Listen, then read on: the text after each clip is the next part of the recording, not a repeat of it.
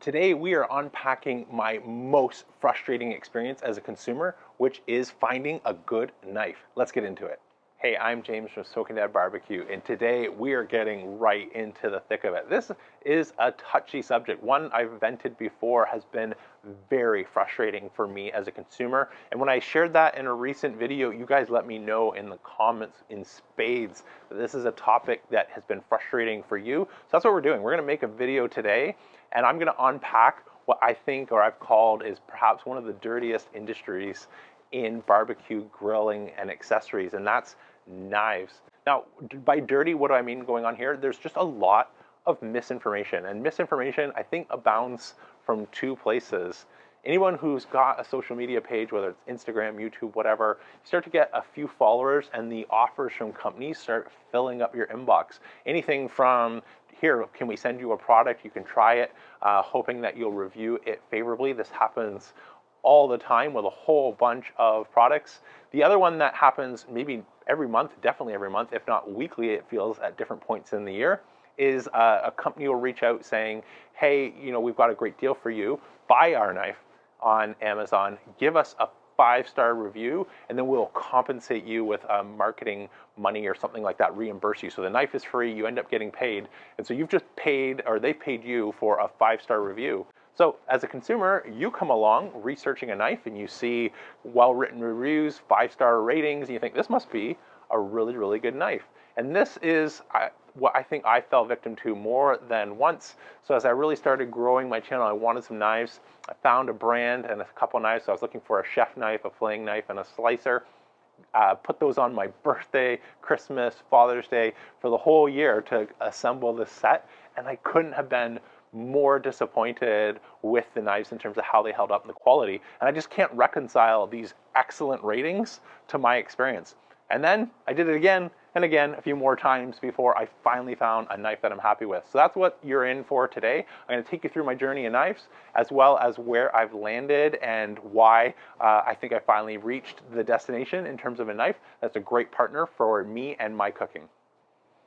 Now, before you invest another minute into today's video, and I do appreciate you hanging out with me, I'm going to do something that I wish the videos that I was researching when I was in consumer mode had done, and that's disclose any affiliates, sponsorships, or any relationship that whoever's presenting has with any of the brands being discussed in today's video. So this video is not sponsored, but I have, over the course of time, become an ambassador for one of the brands in today's video, and that is Dalstrong.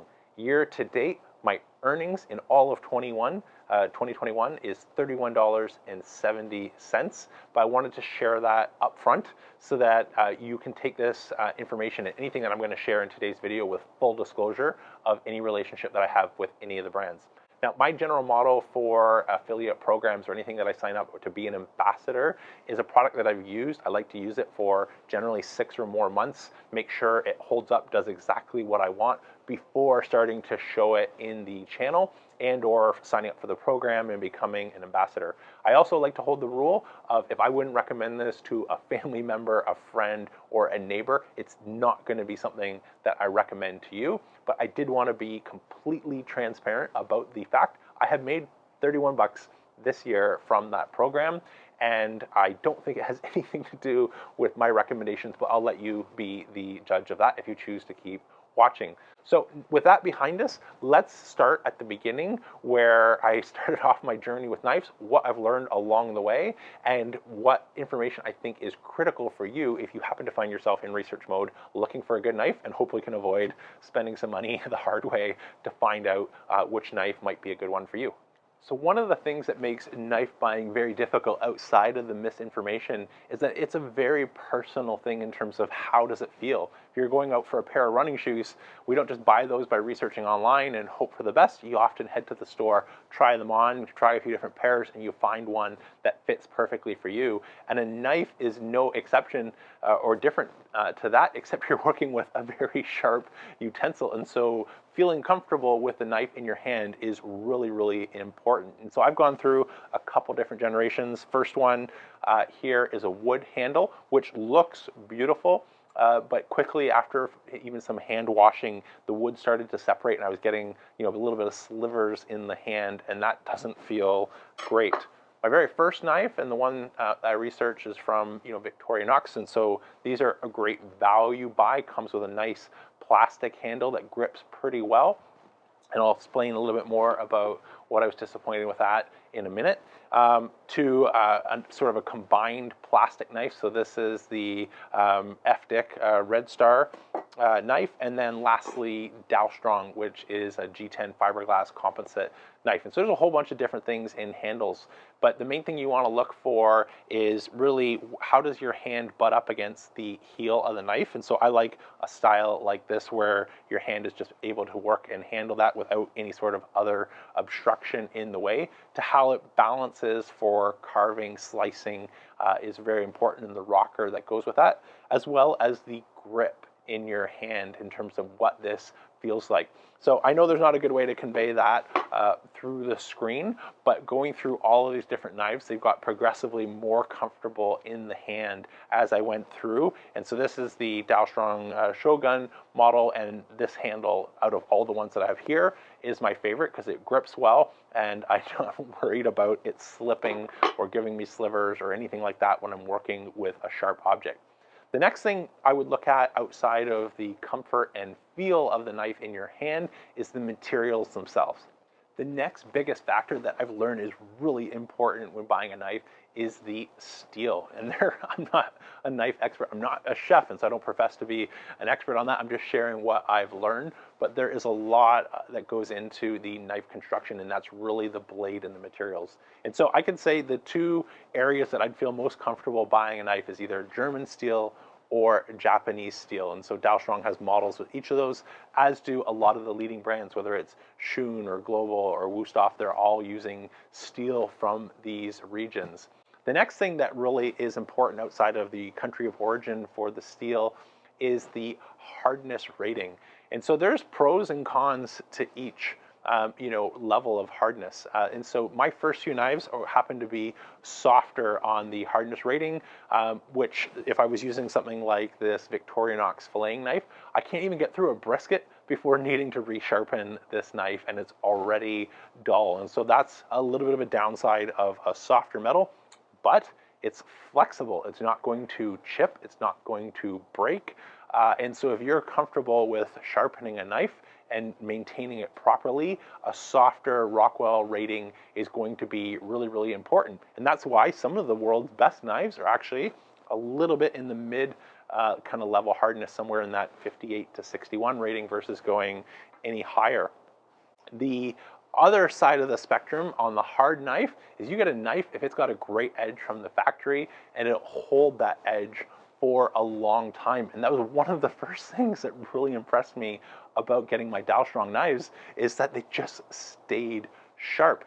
Now, this can come with risk of chipping. If you go really, really hard, you can have a knife that chips or is brittle, that breaks. And so the way that they often get around this is having layering elements. And so this has got a bit of a Damascus steel approach. So you're getting sort of really, really hard, and I think it's 67 layers of Japanese steel on the outside. So you're getting a blend of getting that stiffness without coming into some of those issues that might surface around being brittle or your blade chipping. But if I could break that down into kind of two areas, if you are really, really comfortable with tools like a honing rod and or a whetstone to maintain your edge, you'll be perfectly fine with any of these knives because you know how to maintain it.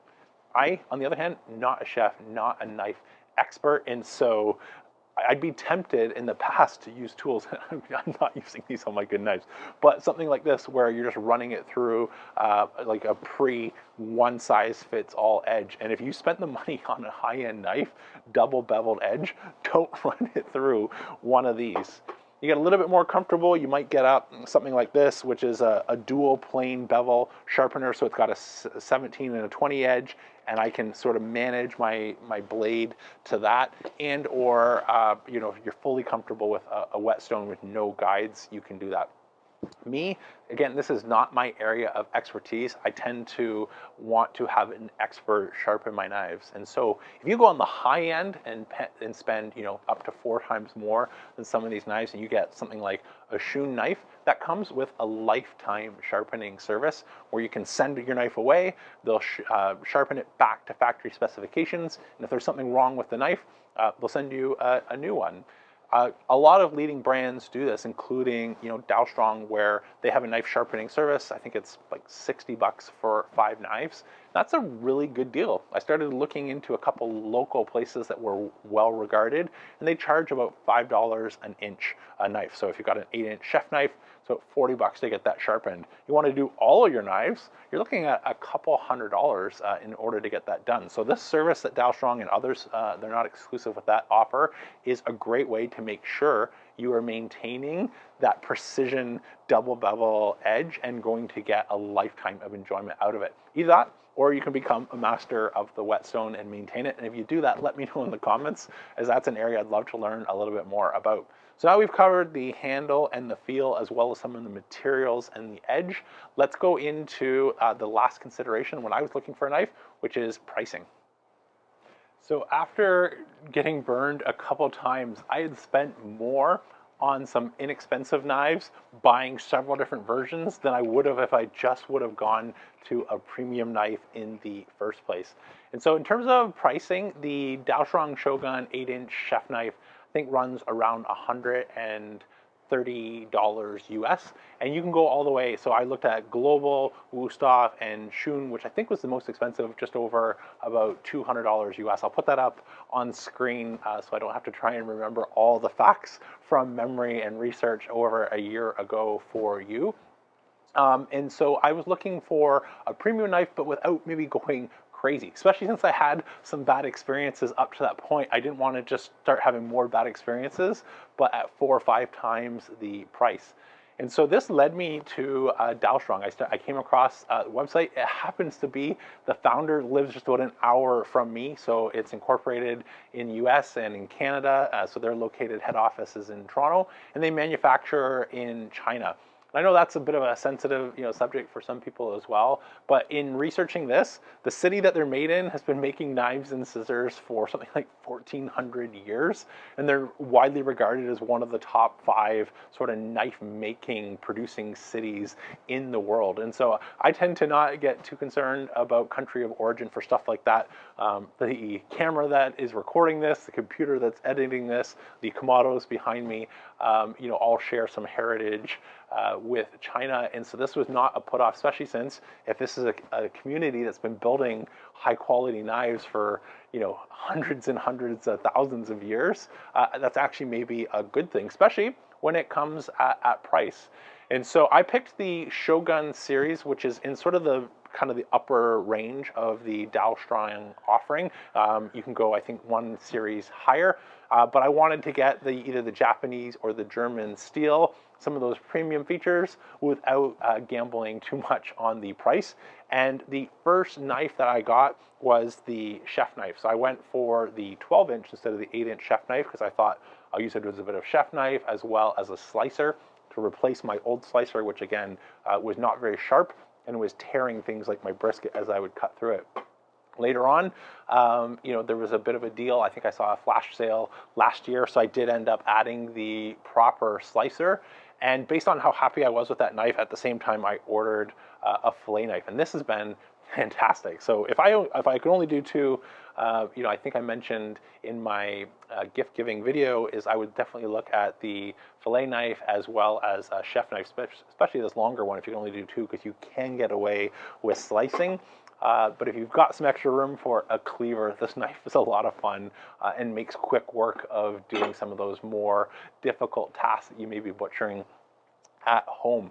So that is it for the considerations. A bit of fit and feel, which is really hard to do virtually. So if you can get out or find a friend who has one to try them and see if they're comfortable in your hand, that's really important.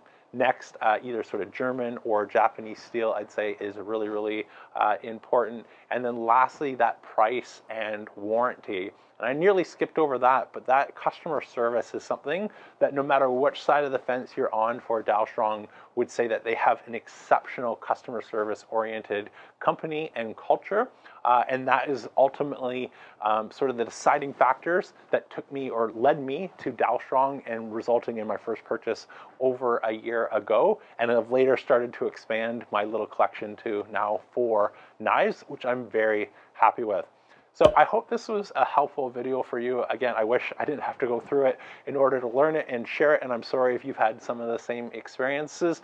Hopefully this helps give you some information of what to look for in terms of materials, country of origin in terms of that steel, the manufacturing process, the customer support, and pricing that goes into that. If you like this video, please let YouTube know by smashing that thumbs up button, and let me know by hitting subscribe to catch future videos. And I think we're at the end of the month here, so my giveaway for crossing 50,000 subscribers is nearly over, but you can still participate. Just hit subscribe, add a comment to any video, and I'll be giving away a brand new Kamado Joe Kettle Joe, along with those upgraded smokeware side shelves that just make it look like $1,000,000.